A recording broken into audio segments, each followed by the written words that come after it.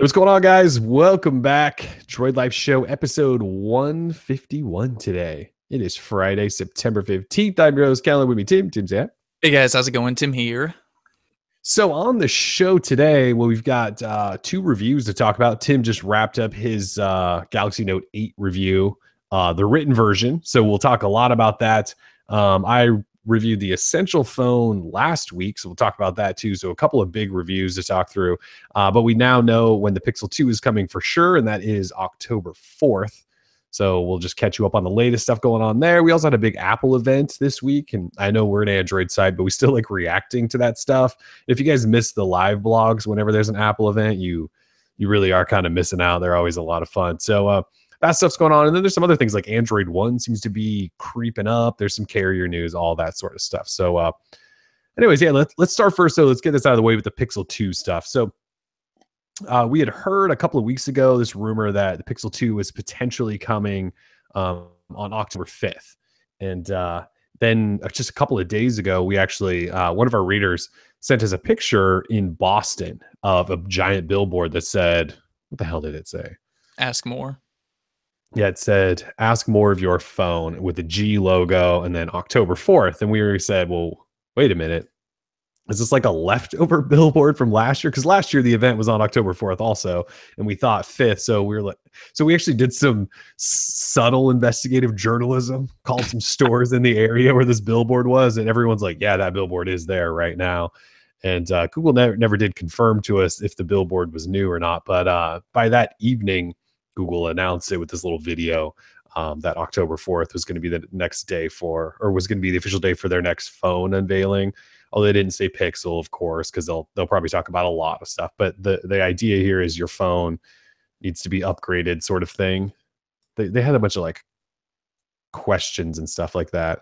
Like, why is my phone always out of storage? What's wrong with my phone's battery? And apparently Google thinks they can answer those questions. Of course, they didn't say anything about why doesn't my phone have a headphone jack, because pretty sure that's going away this year. Anyways, October 4th is the day. That is a Wednesday down in San Francisco. And I believe it takes place at 9 a.m. So October 4th, 9 a.m. Pacific, noon Eastern for our East Coast friends. We're going to see new Pixel stuff. So we'll be there, and it should be awesome. I mean, if you think about it, last year, right, we got Pixel and Pixel XL, Google Home. I mean, we knew Google Home was coming, but that was the date like they officially unveiled like a retail version. We got Chromecast Ultra. What else do we get? There's like 4 or 5 things I thought at that. But well, Google Assistant was official then as well, and they talked a whole bunch about that. It was a big day. Yeah. It was a big day. That might have been it. Oh, there was, well, no, we got Daydream View. I think that came out that day too. I think that might be it. So Daydream View, Google Home, Chromecast Ultra, and then the 2 Pixel phones. So it was a big event. I mean, Google showed off a lot of stuff. So we're sort of expecting that. I think, again, 2 new Pixel phones. There's rumors that there might be another Google Home, maybe a smaller one, sort of like an Echo Dot. And I can't imagine we're going to get a new Chromecast. Like, how do you top the Chromecast Ultra in just 1 year, right? You can't really. You don't. So either way, maybe we'll get a new VR viewer. But Daydream View, it doesn't feel like it's that old. I guess it is a year old. But yeah. Did they release Google Wi-Fi at that event too? Or like they announced it, they didn't release it though, right? I can't remember when they announced it. Maybe they said it was coming. Maybe. I know that stuff didn't launch until like December though. Like I know we waited a long time for it. That's right. That showed up a lot later. So yeah, they may have announced that then too. Kind of crazy. Lots of stuff. It's weird how Google's become a hardware company now. They're like Apple. Yeah. I know they've dabbled in it off and on over the years, but last year kind of cemented them as a hardware company. And then this year, I think it'll just continue to grow. Well, I guess wasn't there a rumor at one time that they were going to combine Home and Google Wi-Fi together into a single product or something? That could always happen. In fact, it should happen. I don't know if they want to do that just 1 year later, but you never know. I hate that they just dabble, because half of the hardware they release kind of ends up being trash or like totally not awesome, and then it's not supported very well or something like that. So someone in here's talking, Bertzer, of course. What up, Bertzer? Talking about Android TV sticks. Like, no, you don't want Google to do that. Trust me. Android TV is already so unsupported by them. It's ridiculous. And I actually love Android TV, but yes, you're right. Great. Yeah, Android TV is awesome. You just have to buy a box from Nvidia or someone else and hope for support through them. Or a Sony TV. So I have a Sony TV that has Android TV built in, and Sony doesn't support it whatsoever. Like when they announced the latest big update, which I think was 6.0. So this is like a year or so ago. They announced like the 6.0 update, and Sony notified me. I think I got this notification in the UI in like last December and said this big update is coming. It didn't say what it was. I just assumed it was like the 6.0 update. I think it took 5 months before they actually pushed it to my TV. I think I just got it like in June or May or something. And it was the update that NVIDIA Shield units have had for like 8 months or something like that. But I think an Android TV stick makes a little sense. I just know that Google has all their partners that they're pushing stuff, and they'd rather you just use Chromecast, I think, if you want to go that route. Yeah, I mean, Chromecast just makes so much more sense in terms of what I even use Android TV for. Like literally everything I do Android TV for, I could just have a Chromecast and cast everything from my phone, except for some of the gaming I can do with Shield TV. But I don't know. Is anyone else's Shield TV like extremely buggy since the last update? Like I know you use Shield TV. Like is that thing just turned into a big pile of crap for you, or is that just me? So I feel like it's something flipped in the last couple of days that made it better, but I kind of think I know what you mean. There's just things just seem to crash and not function properly, and like the Wi-Fi I thought seemed crap. But actually the biggest issue I had was all the remotes connected to it just like died. They all disconnected, and I couldn't get them reconnected. I like replaced batteries and did some other crap. I had to move because remember I don't know if I told you this, but I stuck the unit behind my TV, like double-sided Velcroed it. I had to like slide it down slightly, even though it's not an IR blaster. Like I had to slide it down so like now like the remotes were, I don't know. So I do feel like I've had some issues, but overall I wouldn't trade the Shield TV for anything. Like I think it's the best Android TV experience. I still agree with that, even with how buggy mine seems to be. Like I'll turn on the TV, which lights up the Shield TV, but then I'll have like a green screen or the picture turns fuzzy and I have to restart the unit. It's just weird stuff. Oh, yeah, that's weird. So I haven't had any of those issues. Mine's, like I said, mine this week, I feel like it had some issues, and now this week it seems to be just like running like a beast. Well, there you go. Yeah. Sorry to hear that yours sucks. Life sucks. Factory reset, Tim. Yeah, I might. Okay, so back on track, though, there isn't a ton of Pixel news or rumors, other than that we know that date, and then we also did see the LG Pixel XL2 land at the FCC this week. Actually, it didn't reveal much other than model number, which is G011C. The only reason I really point that out is because the HTC smaller Pixel 2 is G011A. So there's what happened to B, right? I'd imagine that was the HTC XL was B, and they canceled that. We now know that. So just kind of a fun little tidbit there. But otherwise, this is an LG submission to the FCC. So it does confirm that LG is making this thing, in case anyone had any questions on that. It does not support T-Mobile's band 71. So I know a lot of people will probably be really pissed off about that, which is weird because the LG V30 does. And this is kind of like a V30. So a little weird there, but it does not support that. That's really all it told us. You can tell they scrubbed all the documents. Like after HTC submitted their stuff and had like pictures of the UI and stuff, like the LG one, they had like cropped photos to like paste them strategically, and they like wrote out the directions rather than showing it image form. It's pretty funny, but either way, it is there. So Google can now essentially sell phones if they want. Speaking of HTC and Google, a rumor a week or so ago started out of China that said HTC is potentially in final negotiations for Google to buy them. And that's obviously interesting. Number one, because Google buying a hardware manufacturer, an Android hardware manufacturer, is a big deal, but also because HTC's made Pixel phones for 2 years in a row. And also because this wouldn't be the first time Google's done this, although the circumstances are a little bit different. When they bought Motorola, that was basically just for patents, and then they trashed Motorola and sold them for pennies. If they bought HTC, we think they would probably be doing that to actually make hardware, not just for patents. the only weird thing is, and we've talked about this off air a couple of times, Google still hasn't like denied that this is happening from what we can tell. Um, it's one of those weird stories that we wrote up. We didn't actually reach out to Google to see if they could confirm it. I know that's kind of lazy of us as journalists, but I just assume that like The Verge and Engadget and some of those really, really big tech sites had done that already, and they typically get responses from Google. So again, that's kind of lazy on my part for not reaching out. But none of those guys ever, I don't know that any of them really reported on it. And if they did, none of them ever got a response back from Google. So we don't even have a denial on that. And now it's just kind of gone quiet, which is weird. So I don't know if that's a sign that maybe they really are about to buy HTC, but it's been usually there's always a denial, or we don't talk about rumors and speculation or whatever, right? There's always a statement. I don't know that they've actually commented. Well, the timing is just so odd because even before this, we heard reports out of Asia that said HTC was already working with advisors how they could sell or kind of spin off the Vive business and just sell the smartphone business. So we had heard that HTC was already like legitimately thinking about selling.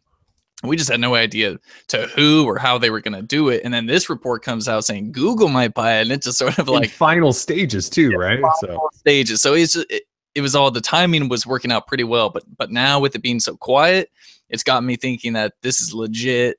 And unless they come out and say, no, it's not happening, that's crazy talk, or, there's a new report that says, oh, deal was canceled because blah, blah, blah. It's pretty peculiar. It's interesting. So what makes that even more interesting to me is the fact that they just ditched one of the phones HTC was supposed to build for them because LG could make it better, right? And so they went with LG. And so if they are about to buy HTC, what does that say to LG? Like, and don't get me wrong, LG is probably thrilled that Google asked them to build another phone for them because they often do. Like, I don't know how many phones this would be for LG building for them. Is this the third? More than that, they had the tablet. Well, I don't know if you count Google Play Edition stuff as that, but probably not. But they at least had the Nexus 5 and 5X. And the 4. That's right. They did have the 4 too. So this would be the fourth Nexus pixely type of phone. But anyway, so if Google's to buy HTC, then they would obviously just have HTC build their assets there, build everything for them going forward, you would assume. But they just signed LG to build the Pixel XL2 for them for the next year. But interesting dynamic there. The whole thing is interesting. I mean, Huawei was also supposed to, after the 6P, we had thought originally Huawei was going to create the Pixel device, but then Huawei wasn't able to get any branding on the device because of the move from Nexus to Pixel. And it's a really interesting dynamic. And really, I mean, Google is obviously in charge. They say, here's what's going to happen. If you don't like it, deal with it. Yeah. And that's fine. And Huawei dealt with it and just said, we're not going to do this anymore. But HTC would be a good buy for Google. Like, to me, it just makes so much sense in terms of the I don't really want to get into like corporate culture or anything like that. The two just seem to mesh very well when they work together. So it's fine with me. And HTC could use some help, probably. Yeah, I don't know if Google buys HTC, do they just shut HTC down and just have them essentially make stuff for them, and it just falls under Google Pixel whatever branding? I don't know what the official move there would be. Obviously, it helps them in building things probably more affordably if they want to. Supply chain, all that stuff, right? They have their own facilities to make this stuff. I don't know that that's essential to how Google can be successful. I mean, if you look at Apple, they don't own Foxconn, and Foxconn makes all their crap for them, right? And they make bajillions of dollars. So I don't know that you necessarily have to own everything. Obviously, Samsung does, and they make tons of money, but Samsung makes most of their money from like RAM and storage and displays and chipset and other stuff, right? Like, sure, they make a lot of money from selling phones, but a lot of their profits, I think, come from that other component stuff that they sell to everyone else. And HTC is not selling components to everyone else, as far as I know. So it would be Google just hopefully more efficiently making their own hardware. But either way, I mean, I guess it makes sense. Google wants to have in-house hardware manufacturer, and they want to start making their own processors. I know that's been rumored. Maybe this gives them some of the facilities to be able to do that. Otherwise, I don't know. Why don't you just hire Foxconn to make you sweet phones? I don't know. So anyway, that's big news. And again, I don't think Google's really denied that, which is just kind of weird. You almost always get a denial. And they've just been silent on it as far as I can tell. Like before the show started, I looked again to see if they had made a statement to anyone, and I could not find one. So. I'm sure today, like around 3 or 4 p.m., everything's going to be official. And yeah, there you go. But see, the timing then would be really, really weird if they announce this before they announce the new Pixel phones, because everyone's going to go, okay, you just bought HTC, but isn't LG making a phone for you? And I guess they can just go, yeah, but we did that beforehand, and LG's a great partner, and blah blah blah, and we'll still use other partners. That's what they'll say, right? Which this doesn't mean we won't reach out to our favorite partners. Like it'll be something like that, but it still looks a little weird. Like I sort of don't really care about Google using partners to build their phones. I mean, that was like, I guess my point with the Pixel devices. Yeah, I get it. Other companies had to build the devices, but this has, the identity of Pixel has nothing to do with anyone else except Google. And and that's what I'm okay with. Like, that's good. That's what kind of pisses me off about the idea that the Pixel might be squeezy with HTC stuff. Like, I don't want the squeezy stuff. Like, I just want it pure Android. And inside of like native stock Android, there is no squeeziness. Well, that's the thing though, is it's going to be a native stock Android thing. That's lame. If you want to launch a system without saying, okay, Google, like the most annoying command in history, I really wish they would change that. Yeah. Either way, here we go. It's coming. It's coming, yeah. So October 4th, mark it on your calendars, October 4th, 9 a.m. Pacific. We'll be there to see what happens. It should be fun. So moving on, though, Tim reviewed the Galaxy Note 8 today. The full big old written review is up. For those wondering where the video review is, we should have that next week. Nobody's wondering. What are you talking about? I know. Well, it's funny because like every time we do a video review, everyone goes, "Where's the written review?" Yeah, vice versa. Yeah. I hope vice versa. Yeah. We'll have a video review, but anyways, Tim did like the lengthy one. So like we've told you guys, for these really, really big phones like this, S8, Pixel 2 will be the same thing. I think G6 we did it as well. So like the really big phones, we try to do both written, both video for those of you, whichever way you like to go there. But anyways, your Note 8 review is up. What do you have? What do you have to say about this big old guy? I had a lot to say actually, and as a big Note fan, I guess I could just sum it up. Like, this is the best Note phone that Samsung has made that won't blow up your house, as far as we know. Lies. I like the Note 7 better, but that's just me.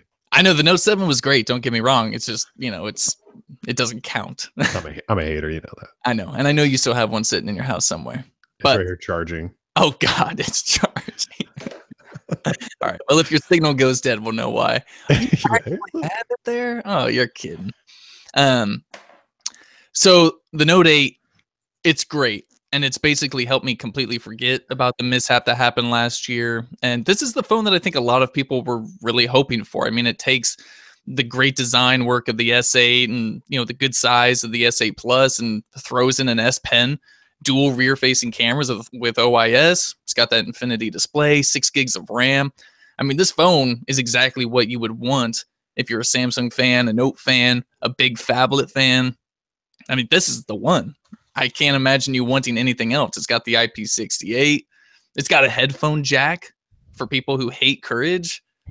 It's got everything. The only thing, it's really missing, I would say, is dual speakers. But beyond that, I think it's got everything. It's got Bixby on it, which is cool. But so my Bixby, not Bigsby, Bixby.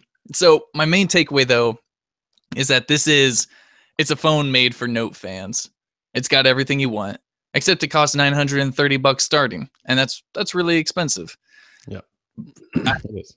But I mean, there's not much else to say. It is what it is. Like, you either want the phone that has everything, or you spend a little less and get a phone that not necessarily offers less, but it's just from a different maker. I mean, you could get a phone just like this in the S8 or S8 Plus. It's not going to have the dual rear-facing cameras, but it's going to have all the other stuff, minus the S Pen 2. But it's a really good phone, and I'm sitting here this whole time knowing that Kellen is like in disagreement with me on a few of these things, and that like frustrates me.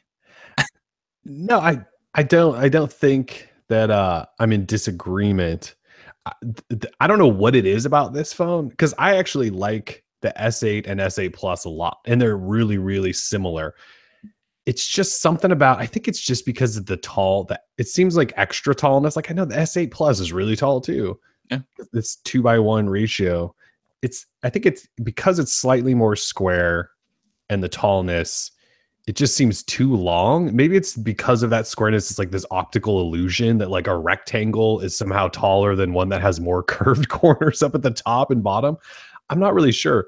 Um, I fully appreciate all of the tech that's in this phone and everything it can do. Like last night, I was just like laying on my couch, couldn't sleep. It was like midnight, and I had the S Pen out, and I went into like the coloring book thing, and like I was just coloring in a skull, like all therapeutic, right? Like with a colored pencil. Like you could do that on this phone. Like you can't do that on any other phone. Like you don't even need to go buy a Harry Potter like coloring books anymore Wow. to do some adult coloring. You could do it on a note. Like so like things like that I think are really cool.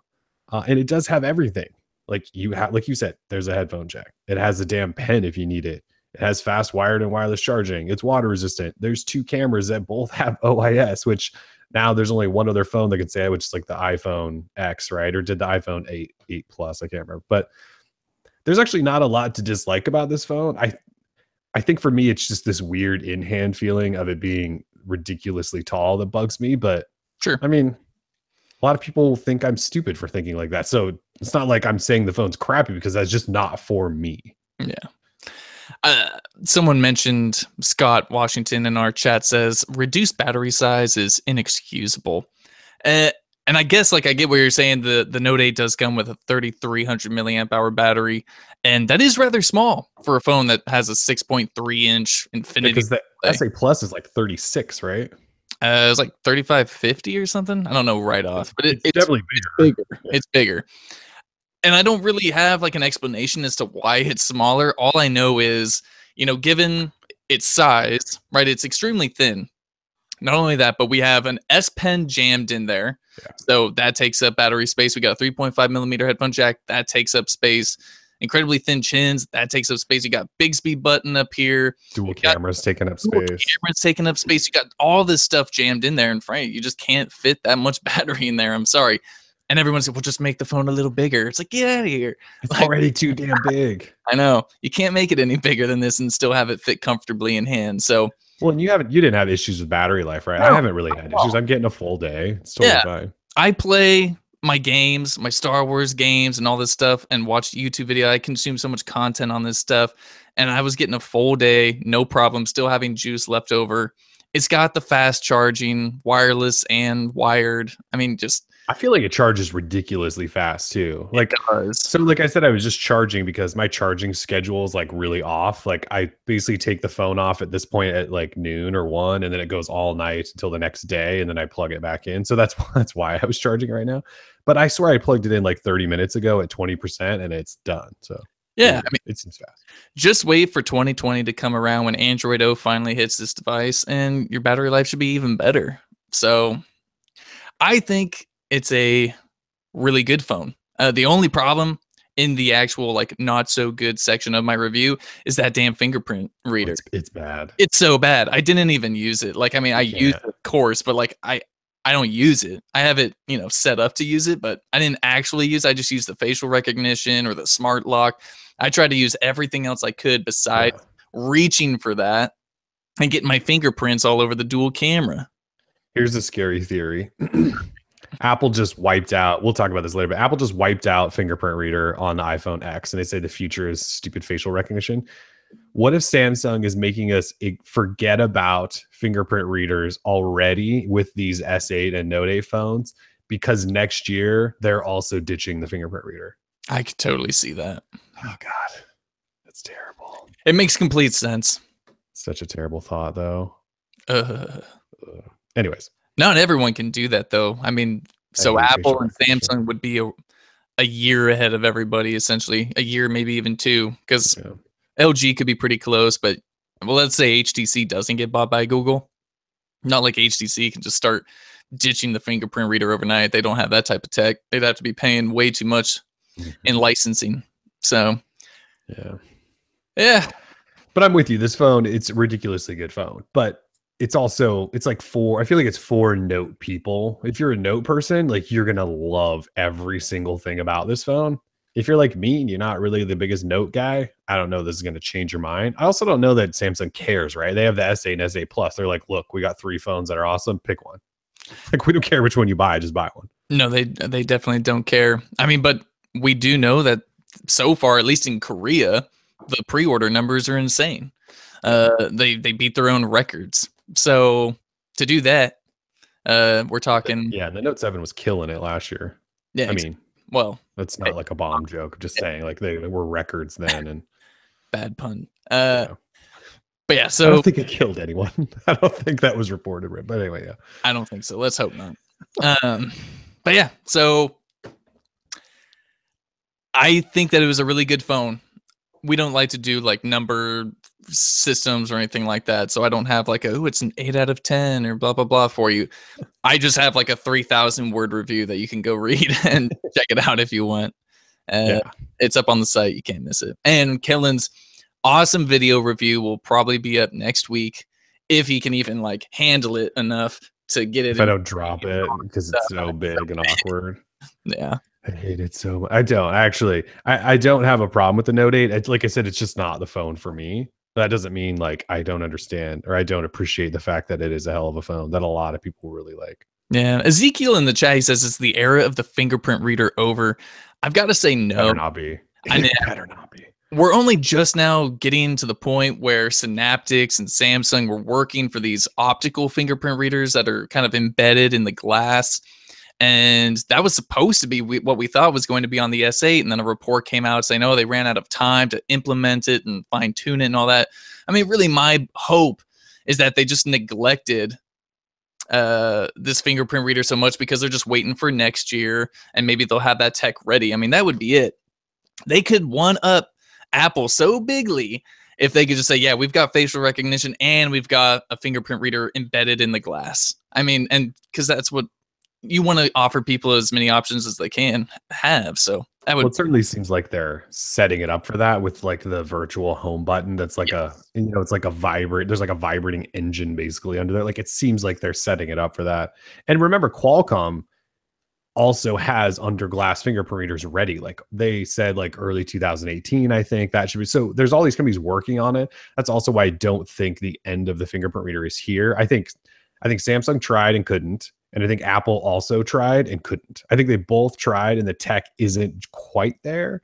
And I think it probably will be next year. So I think next year we'll see. Like Apple's going to bring the fingerprint reader back next year and put it under the glass and go, look how cool this is. And all those people that bought the $1,000 iPhone X are going to go, what? Huh? What? Emitari, he says, guys, what about the foldable display phone Samsung is making? Any thoughts? And yeah, the latest report says Samsung's working on a foldable phone that will be labeled as like a branded as a Note device for next year.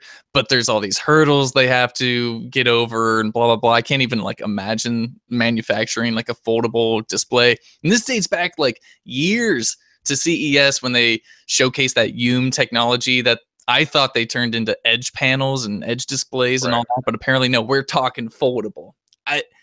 I just don't see. Fold it like a notebook. It's like an actual notebook. Well, the Galaxy Round, we used to call that thing the taco phone. Like, I mean, isn't that awesome? Yeah, didn't we learn from our mistakes? I'm going to go out and say they're not going to release a foldable phone anytime soon, not even next year. Wow. Yeah, I don't think so. I could see it. They're curving things. I don't know that they're going to release a foldable. All right. Who was it that, I know this is not the same type of technology. Remember that Sprint phone that you folded and you could push it together to make two displays one? What was that phone called? It was an Android phone. I think I know what you're talking about, but me in the chat will know. I'm looking. If it was a Sprint exclusive, I have no idea. It was a Sprint exclusive. I haven't touched Sprint since I had like a flip phone. Oh, no one touched this thing. Sharp? Someone asked if it was Sharp. I don't know. I don't know. Was it the Echo? Kyocera Echo? Here. It was the Kyocera Echo. Oh, That's birds are exactly in what it the chat. was. That's exactly what. Mercer said Kyocera. So I found like, yeah, PC World has a little write up on it. Yeah, the Kyocera Echo was like a foldable phone, but it not in the same sense of what Samsung is doing. It was like a flip phone, but it had two screens, and then you could like connect them together. It was terrible. It was garbage. Oh, that's kind of neat. I'm looking at it. Yeah, Is that a Windows phone though? I thought it was Android. It's Android, yeah. Oh, it just has like kind of looks like Windows buttons. Yeah, what a weird phone. It had this really weird hinge on it. It was something. Yeah, that's different. It's It was cool though. Yeah, it was. That's weird. Yeah, so Samsung making a foldable phone. We haven't seen anything that shows anyone getting close to making something that actually folds. I think Lenovo maybe showed something off at the original Moto Z event that kind of was like a foldable screen, but I don't know. Well, I'm not holding out hope that that's coming next year. Godspeed, Samsung. Yeah. All right. Any other words about the Note 8? Not really. I mean, what else is there to say? I mean, it's a darn good phone. Note owners and Note fans, Samsung fans, they should all love it. And no, it's not like totally janky. I mean, the software is Summer's been super fast on mine. Yeah. Yeah, it's not bad at all. So definitely go check it out. There's themes. Someone was talking about the theme I was running. It's called Pixelate, or no, Pixelize. Was that it? Was it Pixelize? Yep. I'm sorry. Chad, it's a good one. I said Pixelate. It's Pixelize. Very sorry about that. There's this one guy that makes all the themes that we like, and they're all, his name's like Cam B or something. Yeah. Yeah, and he makes Pixelize, he makes Material, Light and Dark, I think. Like he makes all the ones that us like stock Android nerds want to have on our phones. And they're free, right? Like I'm used to paying like $1 or $2 for themes. He's got them all for free. Yeah, I think they are all free. But Pixelize is the one I think we're both using it because it just has like the pixel color scheme where like your notification pull down has like dark, but your settings are still white. I don't know. It looks nice. It's very nice. It is. The other thing I would say about the Note 8 is if you're buying it, yes, it's really expensive, but there's like everyone's running a damn deal on it. Like you shouldn't have to pay full price for the thing. No. In most situations. And I think we've talked about this, but like Samsung site has an instant trade-in offer and you can trade in phones that are like 3 years old and they'll give you a couple $100 off. So you shouldn't have to pay $930, $950, whatever. Yeah. Ematari is like going ham in the chat asking about the Galaxy S9.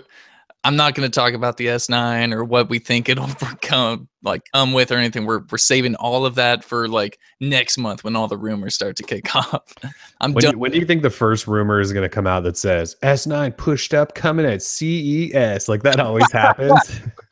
And we laugh every time. They always go, "Oh, Samsung's pushing up the old timeline to battle Apple. They're probably coming at CES." And we just every year go, really? Dude, every time. So next week or the following week, that report will take, maybe we'll be the ones to write it just for shits and giggles. Also, Ematari, calm down. Uncaps lock. Uncaps lock.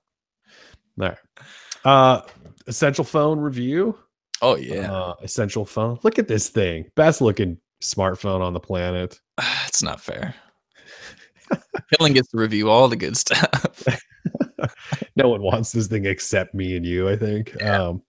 So Essential Phone, we did finally get a review up of this thing, and it is one of the weirdest phones I've ever reviewed in the sense that I like really, really, really, really, really like this phone and want to use it, except it's like completely janky and the camera is garbage. Like, and it's it's not super expensive, but it's $700. It's certainly not affordable. There's no water resistance. There's no headphone jack. There's no SD card slot. I would say like there's some really huge issues with this phone, but like I'm looking forward to getting the Note 8 review done so I could like go back to this phone, which is insane because I don't even know that I would call it that good of a phone. With that said, the hardware on this thing, look at all those nasty fingerprints too. That's the other thing, like fingerprinting. The hardware on this thing is ridiculous. Like you pick up this phone, like I handed it. So Tim was at my house like a week ago when we were swapping Note 8s. And I was like, here, hold this. And he was like, God damn, this is awesome. Like you just hold the phone in your hand and it's super heavy, which seems weird because it's actually kind of a small phone. And you just go, this thing feels like a really premium phone. Like no other phone is built this nicely. And then the software is stock Android.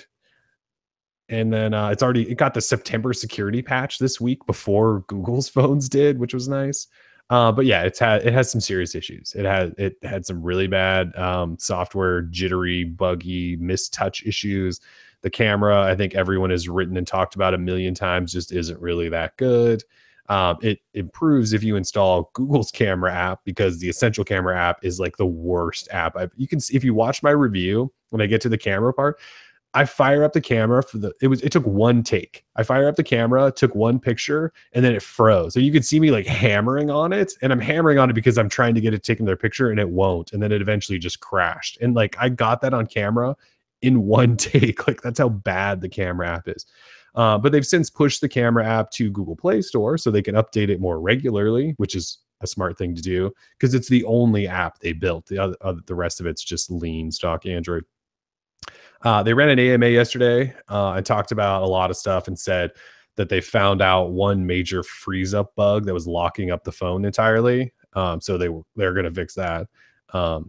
I will say that the update that came this week seems to have helped with performance a little bit. I don't know that it fixed everything. I still have some mistouches here and there. I feel like probably less jank now than there was. I do think it did improve it. So yeah, I haven't tested the 360 camera because who the hell needs a 360 camera? Like that's like one of those like gimmicky toys, like Essential made just to show off, because I think they're really cheap to build in China at this point. Yeah, I mean, I even like the like cutout up top for the camera. It just looks cool. It's like a cool looking phone. No one else has it because no one knows what the hell it is, and it's overpriced. And it's one of those phones that like you pick up and you go, this is sweet.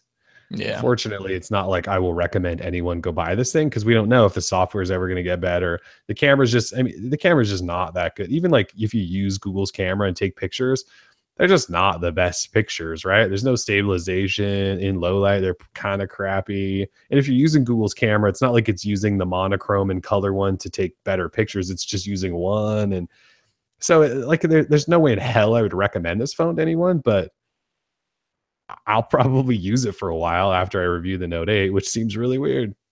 Yeah, it's pretty much like the worst awesome phone ever. Yes. I mean, there's so much.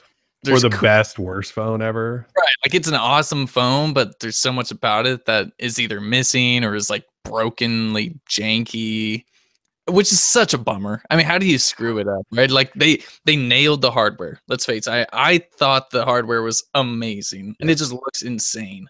But to screw up stock Android, like where do you go wrong? It's got all the. How do you screw up stock Android? It's got a Snapdragon 835 4 gig RAM, and it's Andy Rubin. Not that like he's been that involved in Android for a couple of years, right? Like Android's gotten really, really, really good in the last few years, and Andy Rubin had almost nothing to do with that, right? Like he's been gone from Google for a couple of years, and even I think his last year he was working on like robotics. He wasn't even working on Android. So the last few years that Android's progressed to become as good as it is, that's not Andy Rubin. That's like other people at Google that just made Android even more awesome. So, and it's not like he's coding away. It's like Andy Rubin's like, let me fix these bugs. Like, you know, he's got engineers that are doing this stuff, and they just shipped kind of a crappy stock version of Android, which doesn't seem possible, but they did. They managed to. Leave it to Andy. So I feel bad, dude. I mean, the reviews have definitely stopped, I think, a lot of people from going out and trying to spend that much money. Yeah. I mean, everyone is just like, oh, there's way too many bad things going on. The reviews are terrible, blah, blah, blah. That's got to hurt Andy's pride. I don't know if I'm assuming he's a proud man, but yeah, he certainly seems that way. Yeah. So my hope is that they don't give up, because the things that they got right on this phone, I think they got really right. So the Essential 2 could be the best phone ever. We don't know. As a hardware company, like they absolutely, other than the nasty fingerprints, sure. They absolutely nailed like I can't stress this enough that when you hold this phone, you go, this phone's awesome. You would hold this phone and go, I want this phone. And then you start using it and things kind of change a little bit, but it's just, they absolutely nailed it. It's just, there's other issues. And I don't know if we give them a slight pass or an excuse for being brand new. This is their first time. They're working through this stuff. I don't know if we do or not. Like, I think we expected it to be perfect because it's Andy Rubin and he's the founder of Android or whatever. Obviously, his software team needs to figure out. Can you imagine if they shipped this when he said they were? Oh, that'd be bad. Remember when like he introduced and was like, we're going to ship in like 30 days. And then it took 3 months. And you're like, oh my God, if you guys had shipped this in 30 days, like they might not have booted. I don't know. Because they obviously worked on as many bugs and stuff as they could. But Darnell was saying OnePlus nailed it the first attempt. I don't remember the OnePlus One being like totally perfect on their first attempt. Why do they had some issues. Yeah, and then they even failed hard on the OnePlus 2. No one wanted that piece of junk. It didn't even have NFC. And like, and it's not just the hardware that we talk about with OnePlus. Like, it was just their company in general was just like terrible in terms of like their marketing and all that. But I've got faith that Essential can bring it back with a new phone. I don't see why not. I mean, they have millions and millions and millions of dollars behind them too, because obviously lots of companies believe that they can do this. It's not like they're going to go away after this one phone. And I would imagine this phone's going to flop pretty hard. Like every review essentially said the same thing. Like hardware is really great. Software and cameras suck. And when every single review says that, I don't think that we're just making this stuff up. And look, the reaction to our review was the people that own the phone that are early adopters. I don't want to say they all agreed with what I said, but most of them were like, yeah, the software sucks and the camera sucks. Otherwise, I love this thing. So it's a really weird phone. I haven't reviewed a phone like this in a while where I was like, I really, really like this phone, but man, it's got probably since the original Moto X. Yeah. Two things. Dan asks, heard reports of the Essential easily scratching. Have you had any issues with that? Like the display or the glass, the metal around it, the titanium. The titanium definitely doesn't scratch. I think it would take a lot to scratch titanium. The front glass, I believe, is Gorilla Glass 5, which is not the most scratch resistant thing on the planet. But I don't think I have any scratches. And I set this down on rocks and stuff all the time, right? Good. I don't have any scratches on the front. And going through a whole review where I kind of toss it around in the dirt and rocks, that hasn't happened. And the ceramic back will be pretty tough to scratch as well. And I don't have any scratches on that. So it's holding up really well so far. Yeah, well, that's good. Then also, I was going to say, if you really want to know what the Essential feels like, it is available in Sprint right now. Even if you're not a Sprint customer, I don't care if you are or not, just head into your nearest Sprint, pick one up for yourself, and just be like, oh, damn. And just check it out. Like it's worth the trip just to even get the experience of holding one in your hand. All stores are supposed to have it. It's not like select stores. Apparently all stores have. They probably all have like 2 of them, but they probably have one. But they're there. So supposed to have one, yeah. Go check it out. It's cool. Brad mentioned in the chat, people are saying Essential customer service sucks too. I've heard that, yeah. I don't know what to say. Like they hired obviously somebody. It's not like they're doing in-house service and repairs and things like that. And apparently people are having some issues just trying to get the phone like fixed and swapped and all that stuff. So I'm not trying to give them an excuse. They are a new company, but they're also backed by Amazon, everyone, right? So these are some things that they need to figure out in a hurry, or people aren't going to give them a second chance. Like OnePlus, I feel like people gave them a second chance because they were selling a phone that was like $300, right? Yeah. It was super cheap. Like you were just taking a chance because you were like, whatever, it's like a couple $100 phone. And it turned out to be pretty good. This phone is not a $300 phone. It's a $700 phone. And with taxes and stuff, depending on where you live, it's much more than that. So it's an investment, and they just didn't nail it right away, which is too bad because the hardware they did. 360 camera though. 360 camera. I didn't even get us one. Like this is by the way, this is not a review unit. Like I bought this thing. And I did not get the 360 camera because I don't care. Like I have like 2 Samsung 360 cameras. I've never used them. Like I don't know what you use that shit for. It's really privacy invasive, and it's weird.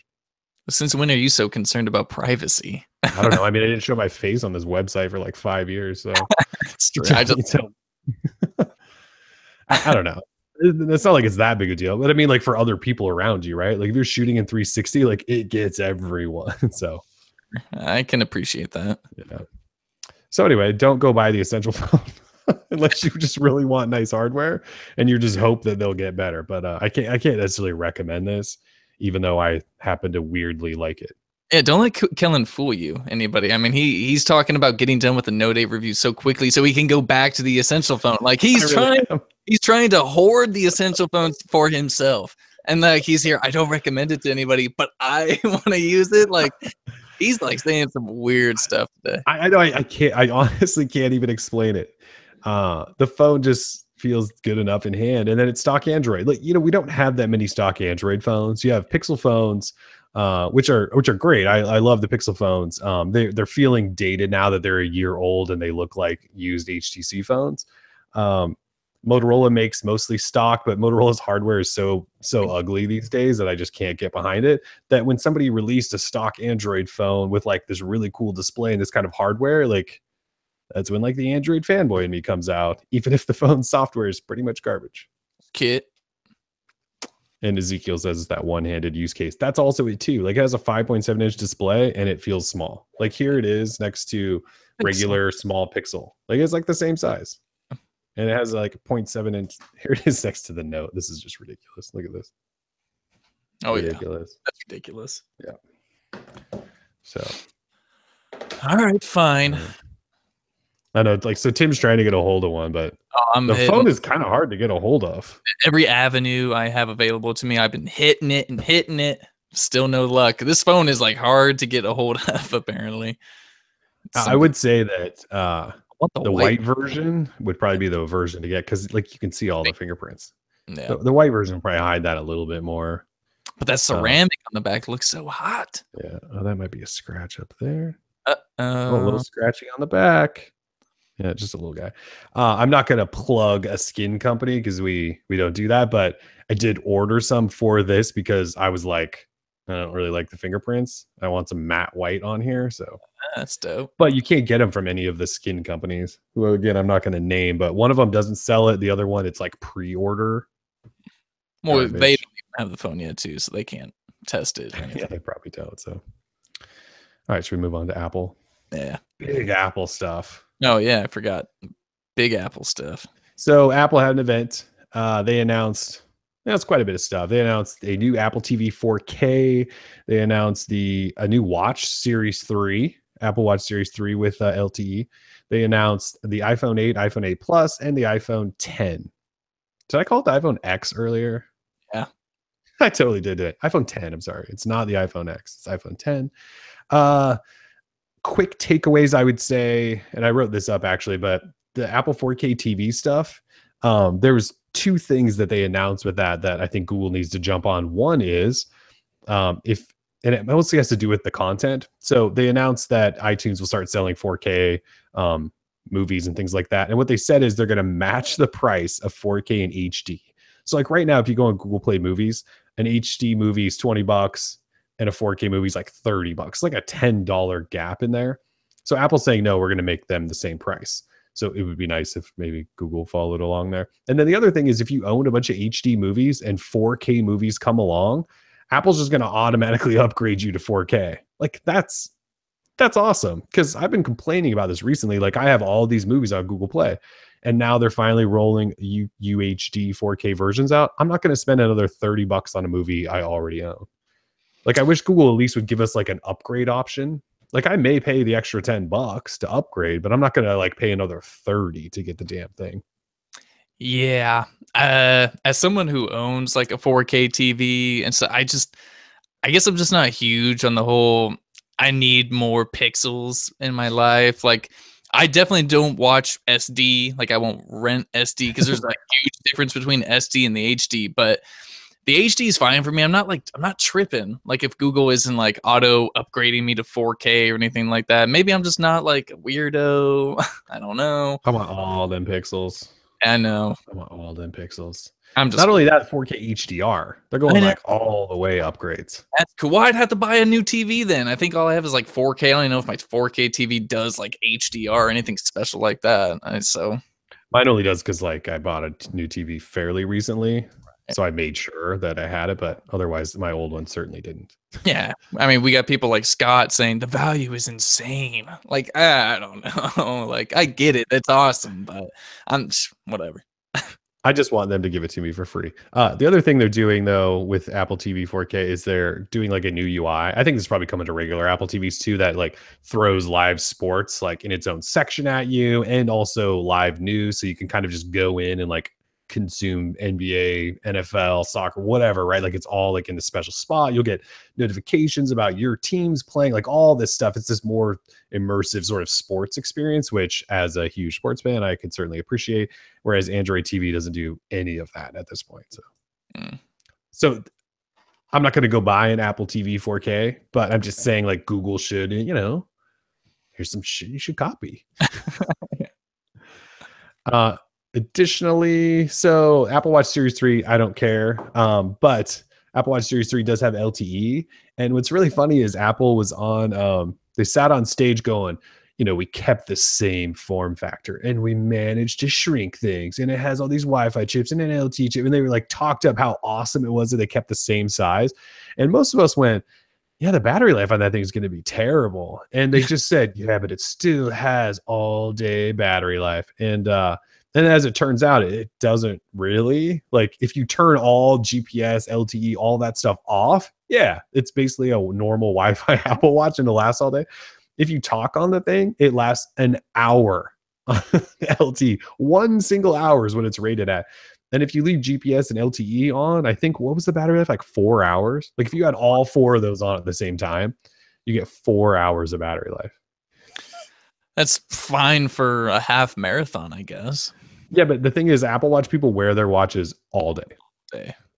Like this Garmin Phoenix thing, like I go run a marathon and then not charge it for a week. Like it's one of those things, like it doesn't have LTE and it doesn't do all the smart crap. And I get that. But like as a watch, like you definitely don't want to be midday at the end of your marathon and your watch dies on you. So I just thought it was funny that they were like, we shrunk everything and it's awesome. And then like the battery ratings come out and it lasts an hour if you're talking on it. Yeah, it's kind of rough. Yeah. So the big announcements are obviously, well, they did iPhone 8, iPhone 8 Plus, which replaced the 7 and 7 Plus. So they didn't do 7S, 7S Plus. They just went straight to 8A Plus. Upgrades there are new processor. They keep saying they're upgrading the displays, but they just keep saying they're like true color. They're not like the resolution hasn't changed. They're LCD displays in those. The cameras are slightly upgraded. I thought I read somewhere the batteries were smaller. Oh, like, well, they don't even give information on those anyway. No, they don't. But I thought like somebody usually finds out somehow. And I thought I read somewhere that they were smaller. Tear down.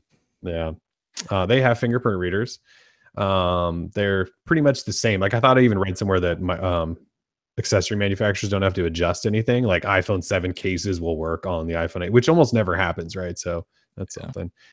Still no headphone jack. Whatever. No one cares about the iPhone 8 and iPhone 8 Plus because they announced the iPhone 10, and it's an all-display phone. It has no fingerprint reader at all, like nothing.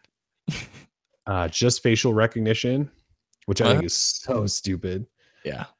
Their UI is changing then because they don't have a home button, so it's like a swipe gesture to go home and stuff. And I don't know if that's a good idea. Like when a lot of people made fun of that and Windows Phone together because Windows Phone had like a swipe gesture and everyone's like, yeah, how well did that work? It's like, yeah, that was Microsoft making terrible phones. Like Apple's a little bit different than them. The phone looks okay. Like, what do you think when you look at the iPhone 10? Do you think it looks cool or does it look kind of goofy? I can't tell what I think yet. Yeah, well, like a part of me sort of appreciates, that Apple is kind of catching up in terms of like, design, or not say catching up, but are changing it up, like really changing it up. Like this does not look like just your standard iPhone.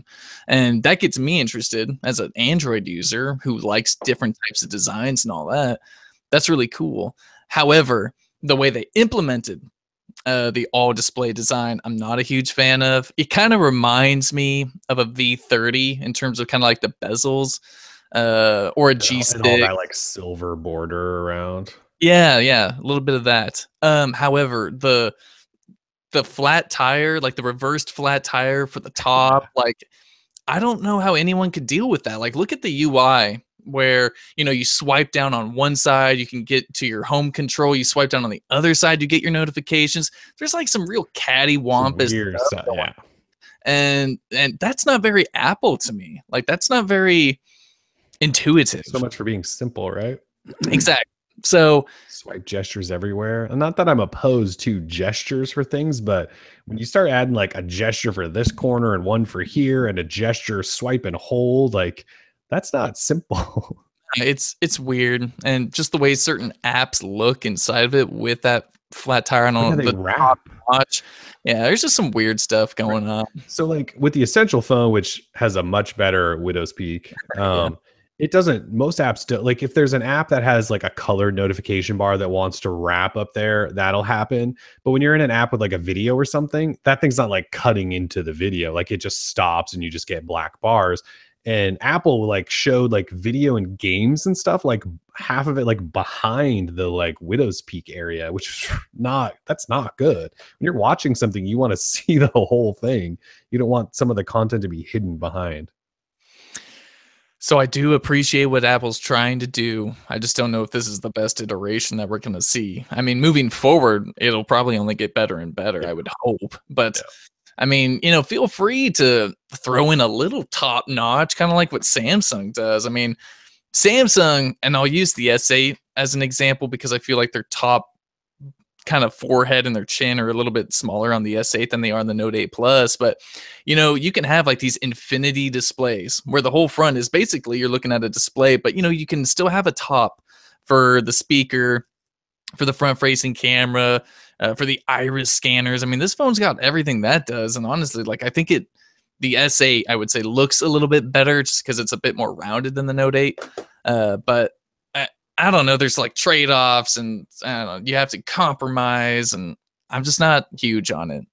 Well, so like this is getting into like weird usability and design and stuff, but like this phone, for example, when I want to go touch the home buttons, like could you imagine if there was no, so like on the iPhone 10, like the display comes all the way down, like there's no black area.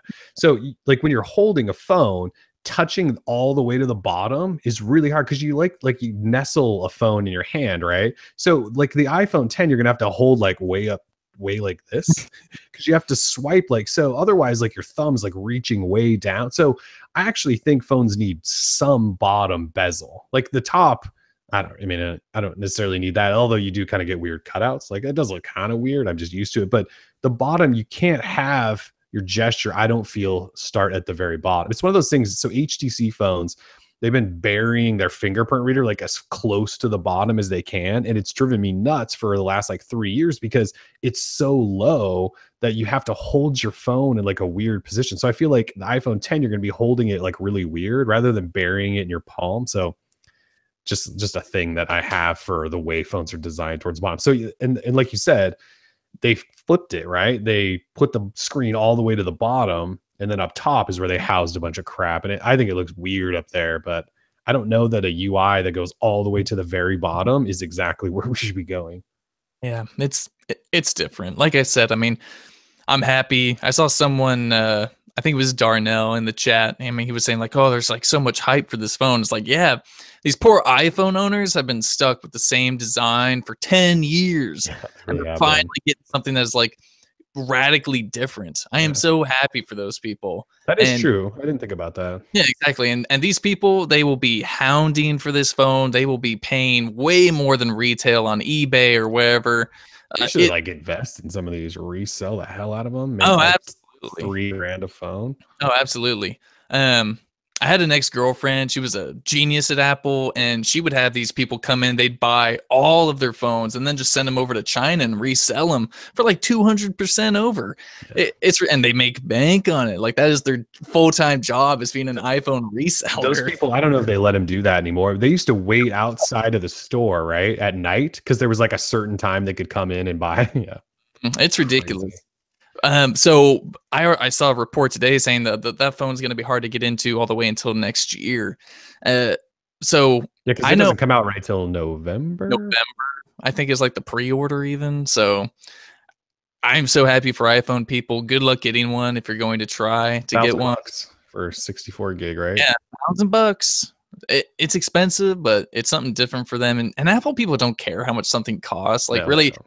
like Apple has this new wireless charging dock that's $250. Like, okay, what? It's Oh, like we didn't cheap. talk about that. Yeah, that Yeah, has I know we haven't wireless. talked about anything, but yeah, it's got wireless charging. Forgot about Uh, that.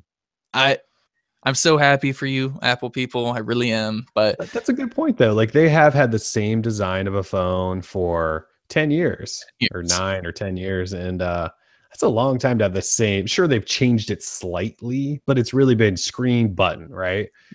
screen Uh, button. so now this is different. Like they even changed the layout of the camera on the back. It's like glass and metal. I mean, they're basically copying Samsung and they're going all display front. They're getting rid of the home button, swipe gestures. Like it is a pretty radical change for Apple, which is why Apple tried to make such a big deal about this being the future of phones. It's like, well, we've been living in this future. You guys are just now in your little bubble Yeah, joining us. Um, but yeah, so good for Apple people. Good for them. good for It'll them. be fun relearning how to use a Congratulations. smartphone. I mean, those days are awesome because you'll tweet out some obnoxious thing, commentary and these Apple fanboys. Not that that's a bad thing. Like it's all love, baby.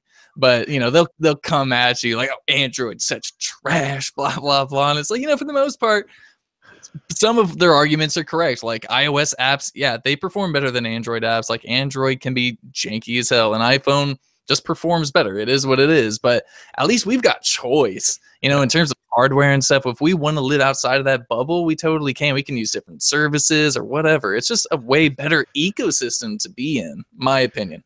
I cannot imagine just being an Apple. I think I mentioned this a couple of times before, but just on that Apple beat, like we'd have to start reviewing MacBook Pros and crap like that, right? Because you get one phone a year. Like you and I we just got done with the Note 8. I just got done with this. The V30's coming, the Pixel's coming. Like the phones just never stop for us. So we always get to talk about new stuff. We're not always just like, and so yeah, that's why like when that one iPhone comes out, they're like, suck it, Android, look at this. And we're like, I mean, we're on like our 6th flagship phone that are just as good. Like, what? You okay? Well, that's also something that kind of pisses me off just about Android, though, is like we've got these top tier specs. We got 6 gigs and 8 gigs of RAM, Snapdragon 835s. But then you've got these iPhones that, have like maybe 4 gigs of RAM or like these dual core processors that blow everything away. In terms like you see these performance tests where they open up benchmarks and stuff. applications, benchmarks.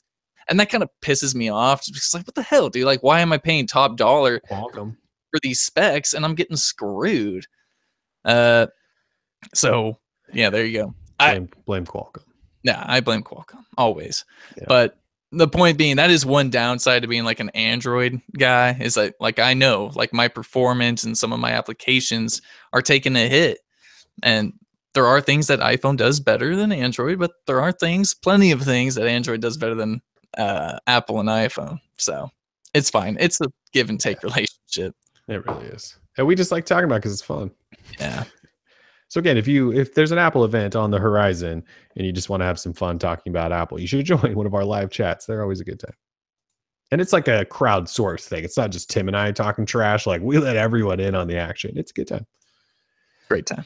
All right. So yeah, we've been talking for a while. All right. So we'll whip through some other things sort of quickly.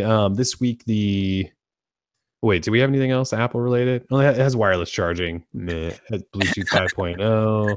I think they actually have fast charging now, which is actually something that they didn't announce, which is a big deal. Oh. Fast charging. Dual OIS, just like the Note 8. Big deal. I don't know. I mean, it's kind of wireless charging again. Wireless charging, we've had that for years. Facial recognition, that was ICS, like 2012, dude. I mean, like, it's just sort of like, I get it. They're perfecting it or they're reinventing everything. It's just so ridiculous. So my favorite Apple excuse of all time is when Apple copies something, the like Apple fanboys go, yeah, well, Apple did it right. Apple perfected it. And you're just like, oh God. If I spend all my time just copying everything but trying to make it like better, I could probably do a pretty good job at it. But seriously, if everyone had ideas before you and you were like, oh, okay, well, I see how you like, that's a really good idea and I'm going to steal it, but like, I might tweak it because I think it might be better this way. Like, yeah, we could all do that. But that's like, that's one of their, and like you and I talked about it that day, like how that was one of our favorite things they all say. And sure enough, like at least 2 people, I think on Twitter were like, yeah, Apple just perfected it. God, it's like clockwork. You guys just show up. It's crazy. Either way, Apple, good for Apple. $1 trillion. Yeah, $1 trillion. The Nexus Pixel September security patch finally came out on, what the hell day was that? The 13th, Wednesday. So these things usually come out each month on the first Monday of the month. First Monday of this month was Labor Day, kind of weird, but then Google took another like 2 weeks. So that's finally out. Although I have 2 Pixel phones here that have not updated. But yeah, the September patch is out. Let's see what else. Motorola announced their official list of phones getting Android Oreo. The Moto Z2 Force on all carriers, of course. The Moto Z2 Play, Moto Z Force Droid, the Moto Z, Moto Z Play, the Moto G5S Plus and regular G5S, the Moto G5 Plus and regular G5, and the Moto X4. Those are all getting Oreo.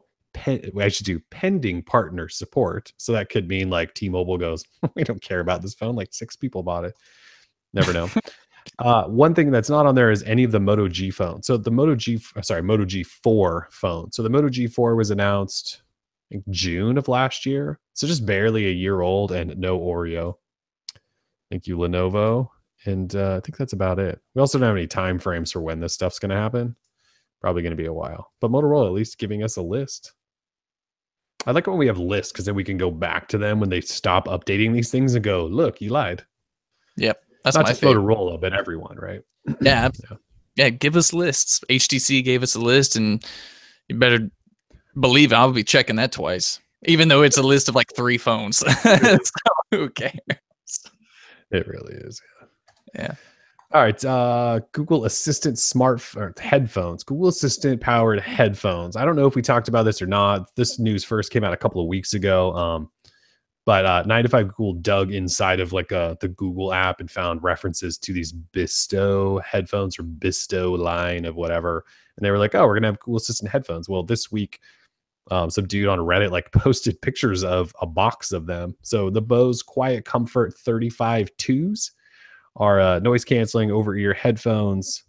The regular Quiet Comfort 35s are like $350 headphones. So I mean, they're Bose, they're not going to be cheap, but on the box it says Google Assistant built in. They have an action button that you can press and fire off commands through Google Assistant, get your notifications in ear, all that stuff.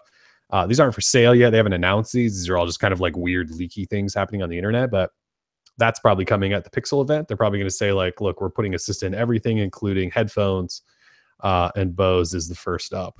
$500 headphones, dude.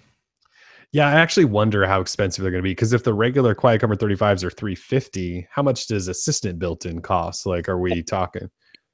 Yeah, because it's an extra button, so there's an extra hardware piece, and obviously that functionality to pair with your phone and be able to talk back and forth. So they're not going to be cheap, that's for sure. Like, why couldn't they partner with like Skull Candy, or something I could afford? Dicks.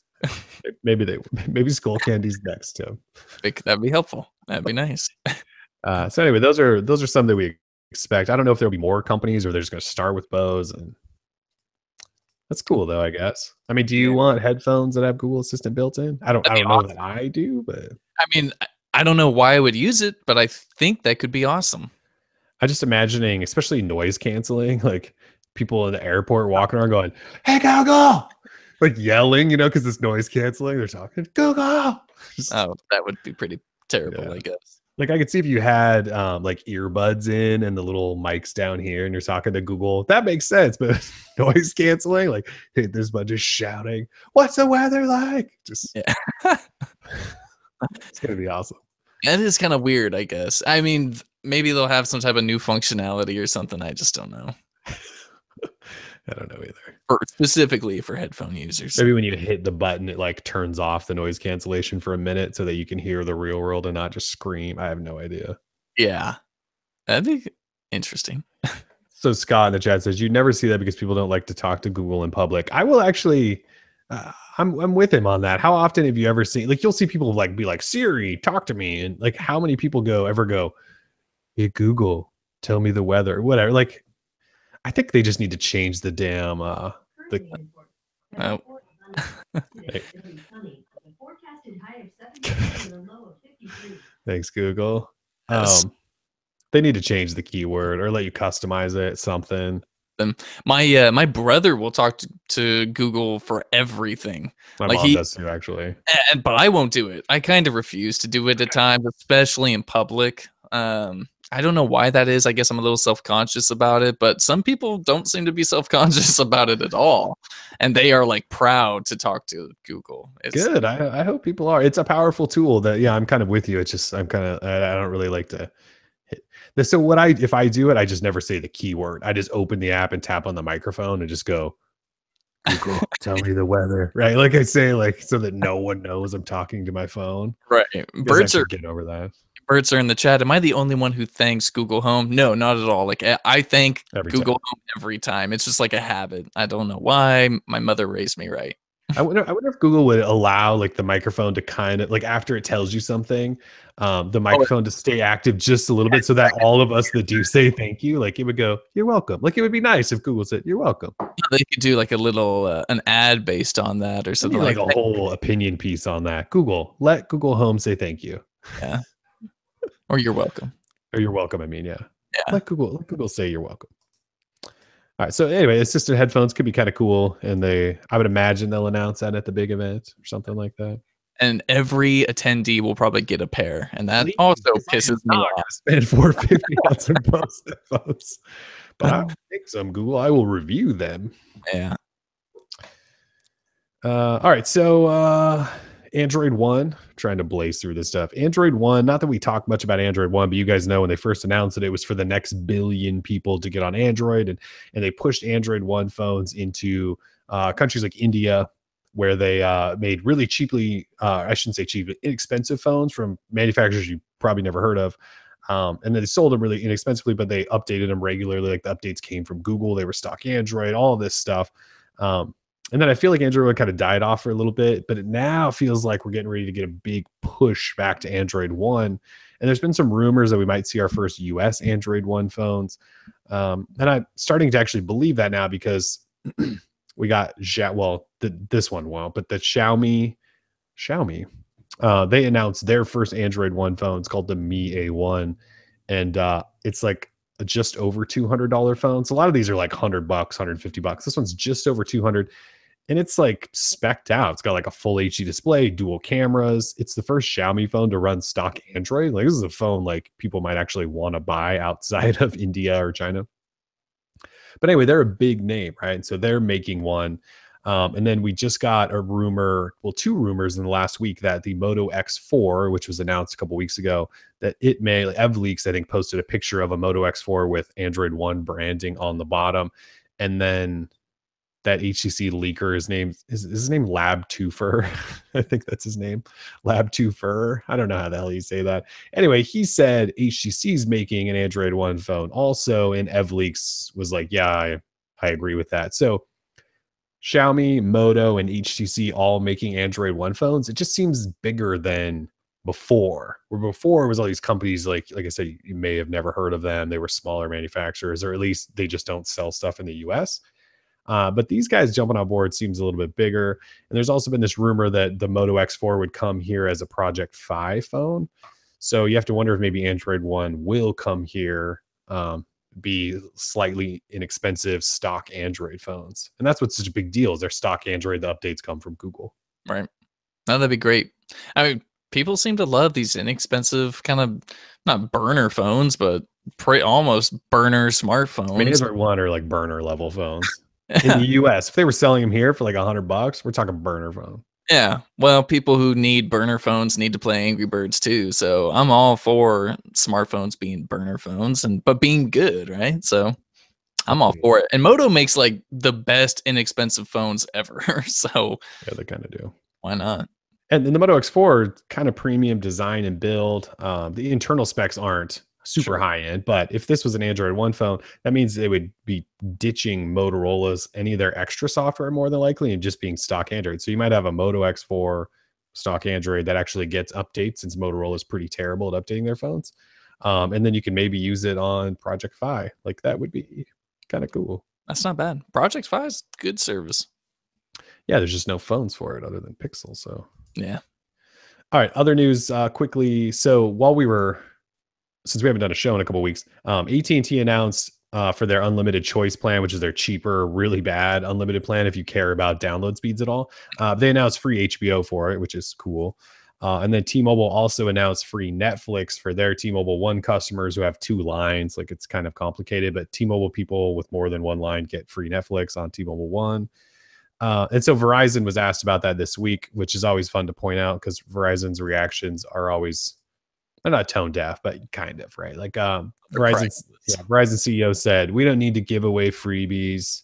I don't know why I'm going Donald Trump. we don't need to give away freebies. Our network is what sells. Like, the value is in the network. The value is in the network. Need to stop doing it. So he said, like, we don't need to give away HBO for free or Netflix. Like, it's all about our network. If we wanted to, we could give away free Showtime, which I think is hilarious. Like, who wants Showtime? Showtime. That was what he said. He was like, I could call up CBS. He was like name dropping, right? He was like, I could call up CEO of CBS and just get Showtime like that. And I was like, oh my God, dude. No one Adam's name dropping everybody. Yeah, That's it was pretty funny, actually. He even name dropped Go 90. Like, don't forget, we have Go 90. It was a pretty comical interview about. But anyway, what he was saying is, everyone cares about our network. The hell with freebies. And, like, in a way, I get that. Like, 6 years ago, when Verizon's network was like so far ahead of everyone, they were like, we don't have to do gimmicky stuff. But since then they said we're never going to do unlimited. They're doing unlimited again, right? And they've like had to back off of, like, all the video streaming you want. Now it's only 720. Like, they make all these big bold statements like, we're never doing that, and then they do it, and then they have to like back off of it because their network apparently can't handle it, type of stuff. And then also, like, when T-Mobile and these other carriers are like catching up and they're offering free stuff, like, there's value there, Verizon. I just think they're so out of touch sometimes because they just kind of walk around and go, no, we're the best and you can't touch us, and everyone just comes to us. And it's like, actually, T-Mobile's about the only one adding subscribers these days. So I don't know that you really want to stick to that. Yeah, they're going to need to find a new approach. I would think so.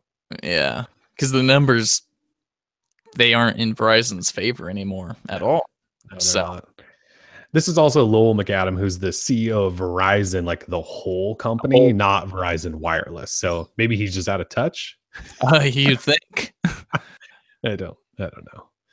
It cracks me up, though. Whenever Verizon's scheduled to do like a talk at an investor conference, I almost always either try to listen, except they're like 5 a.m. because we're on the West Coast. Either listen or read the script afterwards, because it's fascinating, some of the stuff they say. And that's usually where they let you in on, well, we're robbing customers this way. I mean, they don't say that. They say it like in investor speak, like, well, our ROI on this, I don't know what the hell they say, but it's always like, we're creating value by ripping them off with tablets. Like, it's really fascinating stuff. Yeah. Come on, Verizon. Yeah. All right. Finally, then, apps. Phoenix 2, the famous Phoenix Twitter app. Number 2 is now out of beta, and you can go on Google Play and buy it if you want. It's $2. Did you buy Phoenix? Yep, I got it just so I could check it out and make sure I knew what I was talking about. Are you still using it? Nah. I'm not either. Yeah. No, this is not a knock against Phoenix, but the regular Twitter app, fine. It works. Like, and it's got moments which aren't all that terrible. They're actually kind of useful sometimes. It's got a night mode. Like, the regular Twitter app has everything I need. I mean, Phoenix really just allows you to customize. If you really want to customize more look or aesthetic for your Twitter experience, then by all means, Phoenix is probably the way to go. But Twitter's other ones too, right? Like, oh god, like Talon's a good one. What's the other one? Flamingo's a really good app. Hear A about lot that? of them are very, very similar. Yes. I, They're I all think, and they all seem fine. What I will say is, speaking of this, though, in the chat, like if you use a third-party Twitter app, I'm just curious why. And not in a negative way. I just want to know, like, actually why you choose these. But one of the things that's always bugged me, and they all seem to do this, is when I'm in the regular Twitter app and I refresh that sucker at the top. Like I follow enough people that spam stupid tweets all day that like I can refresh and there's almost always something new to read, right? Those other apps, and I'm saying like every single one, if I get there's always a time where like I refresh and nothing and it sits there and like it refreshes and it doesn't show me. It says like no, there's no new tweets, and I kind of give it a minute, refresh nothing. I'll go into the regular real Twitter app and refresh and there's like 50 tweets, and it happens to me in every single one of those apps. So that's like a little thing that drives me nuts. And I'm assuming because they're accessing Twitter APIs and maybe they're not given priority access. I don't know how that works, but there's something there. So that really annoys the hell out of me. But then, like you just said, like Twitter moments. I actually like Twitter moments. I like the like news briefs and stuff I get from Twitter moments. And they apparently don't give access to third parties, that stuff, because they're not in any of the third party apps that I know of. So I'm with you. I'm a regular Twitter guy. Yeah. I mean, there's parts of the actual Twitter app that I hate, like getting recommendations for accounts that I really don't want to follow. Or if I, in case you missed these, and I have to click that see less often button once a day. I mean, that stuff Oh, is yeah. annoying, but I just deal with And it because, ads. yeah, and ads. But hey, man, someone's got to pay the bills, right? I mean, it's fine. Like, I can get served an ad. I understand how it works, so it's fine. I just appreciate the kind of just more fluid, consistent experience I get from the Twitter app, the Except it's stock. been really bad lately, like freeze ups. Okay, well, you and I are on the That's beta, if I'm not that's the beta. mistaken. It Yeah, is the so beta, yeah. when I you think they use it, fixed that, yes, they did, at least for me. but it took like 2 weeks. Yes, I know it took a long time. Either way, if you're not on the beta, you're probably getting a more smooth, consistent experience. Yeah, for sure. But yeah, Just me complaining about being in beta. I was complaining about Chrome beta yesterday and that stupid bottom situated nav bar. And somebody was like, that's your fault for using a beta. And I was like, shut up. Yeah, I do like using betas. I like testing things first. yeah. All right. In the chat, people say better mute filters in these apps. No, the speed, no sponsor or promoted ads, more customization, swipeable pages. I get it. I'm with you. Yeah. But I like I said, I like moments, and I don't have any refresh problems. It's weird that like a refresh thing is what drives me nuts, but it does. Well, refresh is sort of an important aspect of Twitter. I would agree. I think it's like the most, like the whole idea of Twitter is like it's live, whatever you want, conversations, news, whatever you follow. Can't be having bugs. No. Whew, all right. Long show. Anything Lot else to you want to talk about? No, man, I'm ready for the weekend. I'm gonna try to find out what's up with this guy. What is that guy? Oh, the It's a V30. I feel like we just forgotten about the V30 Yeah. because it just doesn't seem to want to. Like, Pre-order. this is a pre-production phone.